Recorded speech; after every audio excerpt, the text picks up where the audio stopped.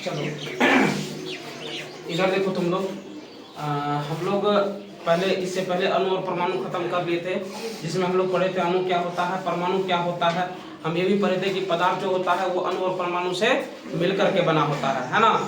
और आज हम लोग पढ़ने वाले हैं उस परमाणु की संरचना किस प्रकार से होती है ना। परमाणु की संरचना किस प्रकार से होती है, और इसमें हम 2-3 पॉइंट मतलब 2-3 चीज और कवर करने वाले हैं। अब जो परमाणु होते हैं उसमें 2-3 मॉडल जिसने वैज्ञानिक ने दिया था, थॉमसन मॉडल, रदरफोर्ड मॉडल और बोर का मॉडल। ये तीनों का मॉडल भी पढ़ेंगे। थॉमसन ने क्या बताया था, रदरफोर्ड ने क्या बताया था, और बोर ने परमाणु के बारे में क्या बताया था। अगर परमाणु है तो वो अस्तित्व में क्यों नहीं है ना, वो दिखाई क्यों नहीं देते हैं, है ना।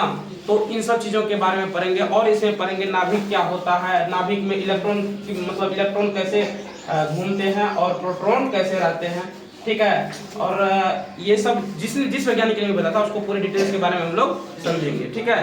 तो सबसे पहले परमाणु की संरचना, जिसको हम लोग स्ट्रक्चर ऑफ एटम बोलते हैं। क्या बोलते हैं? स्ट्रक्चर ऑफ एटम बोलते हैं। और हम लोग पिछली कक्षाओं में भी पढ़ चुके हैं कि मतलब जितने भी पदार्थ होते हैं वो क्या होते हैं, अणु और परमाणु से मिलकर के बने होते हैं। ये पढ़ चुके थे ना। अब देखो इसमें हम पहला ही पॉइंट लिख चुके हैं कि हम जानते हैं कि पदार्थ अणु और परमाणु से मिलकर बने हैं, है ना। दूसरा क्या लिखे, विभिन्न प्रकार के पदार्थ का अस्तित्व उन परमाणुओं के कारण होता है जिससे वे बने हैं। मतलब जितने भी पदार्थ हैं अभी जो तुमको अस्तित्व में दिखाई दे रहे हैं वो क्या होते हैं, अणु और परमाणु से मिलकर के बने होते हैं, इसलिए वो अस्तित्व में दिखाई देते हैं। तो उसके परमाणु की वजह से ही वो क्या होते हैं, दिखाई देते हैं। बात समझ में आ गई ना। चलो अब देखो एक क्वेश्चन लिखेंगे, किसी एक तत्व का परमाणु दूसरे तत्व के परमाणुओं से भिन्न होता है क्यों। मतलब जो एक तत्व के परमाणु है, जैसे मान लो कि हम कार्बन लिए और दूसरा कोई तत्व मान लो क्लोरीन ले लिए, ठीक है। तो एक तत्व के परमाणु दूसरे तत्व से भिन्न है, ऐसा क्यों है ना, ऐसा क्यों होता है। तो इसमें देखो लिखे, क्योंकि परमाणु वास्तव में अविभाज्य होते हैं। जो परमाणु होते हैं वो क्या होते हैं, वास्तव में अविभाज्य होते हैं, वो भाज्य नहीं होते हैं, ठीक है। उसके बाद जैसा कि डाल्टन ने प्रतिपादित किया था कि ये प्रतिपादित किया था या परमाणुओं के भीतर छोटे अन्य घटक भी होते हैं। डाल्टन ने क्या प्रतिपादित किया था कि पिछले चैप्टर में हम लोग पढ़े थे ना डाल्टन का सिद्धांत, तो उसमें ये प्रतिपादित किया था कि उसमें जो है परमाणु मतलब परमाणुओं के भीतर जो है छोटे छोटे क्या होते हैं, अन्य घटक होते हैं। इसको और डिटेल्स के बारे में इसी चैप्टर में हम लोग पढ़ेंगे। डाल्टन का सिद्धांत क्या होगा तो उसके बारे में और डिटेल्स में पढ़ेंगे, ठीक है ना। और उस वहां पर समझेंगे कि परमाणु में अन्य घटक है तो कौन कौन से हैं, है ना। यहाँ पर है इलेक्ट्रॉन, प्रोटॉन, न्यूट्रॉन, इसी के अंदर में आता है, ठीक है ना। उसको भी समझेंगे हम लोग, ठीक है। अब देखो परमाणु का अविभाज्य न होने के संकेतों में से एक संकेत विद्युत तथा विभिन्न पदार्थों द्वारा विद्युत चालन की परिस्थितियों के अध्ययन से मिला, ठीक है ना। तो सिंपल सा बात ये समझो कि परमाणु को अविभाज्य न होने के संकेतों में से एक संकेत उसका स्थिर विद्युत था, है ना। उसमें क्या था, स्थिर विद्युत था। और दूसरा क्या था, विभिन्न पदार्थों द्वारा विद्युत चालन की परिस्थितियों के अध्ययन, है ना। इसकी वजह से वो क्या था, वास्तव में स्थिर था, ठीक है ना। अब है पदार्थों में आवेशित कण कौन कौन से होते हैं, है ना। इसके बारे में समझते हैं। जैसे हम अभी पढ़े ना कि पदार्थ अणु और परमाणु से मिलकर के बने होते हैं, अभी पढ़े है ना। अब अगर पदार्थ अणु और परमाणु से मिलकर के बने होते हैं तो पदार्थ में आवेशित कण कौन से होते हैं। तो सबसे देखो पहला पॉइंट लिखा है कि परमाणु साधारण और अविभाज्य कण नहीं है, बल्कि इसमें एक अपरमाणु कण इलेक्ट्रॉन होता है।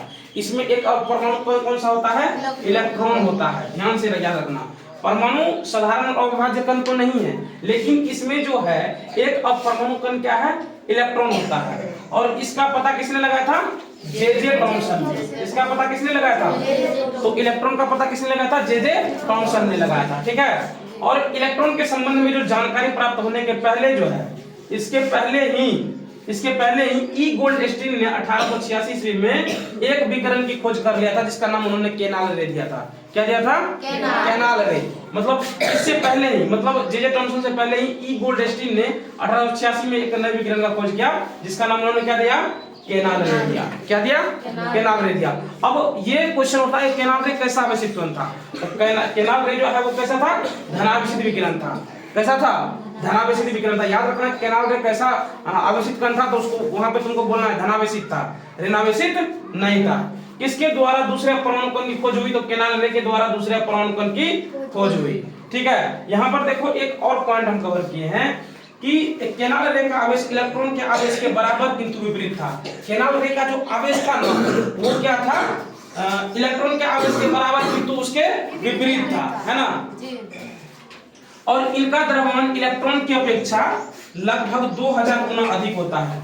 इनका मान जो है इलेक्ट्रॉन की अपेक्षा 2000 गुना क्या होता है, अधिक होता है।